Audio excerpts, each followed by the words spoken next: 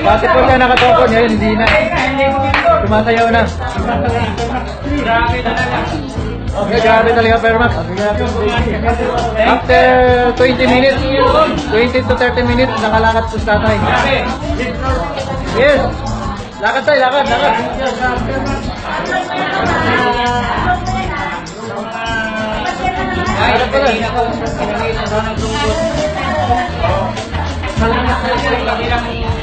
Nakalahating ang katawan niya dito talaga. Yes! Hindi siya nakakalakad na. Grabe talaga, Permax. Ano sabi niya? Pwede na, wala tungkol. Ano sabi niya tayo? Magic talaga, no? Magic. Yes! Talaga, parang Dr. Max-Ray. Namatan natin yung Panginoon. Talagang powerful. Naka-organize kami Bulacan. Inikita kami kasi ito lang magkwento nito. Sa mga senior lang.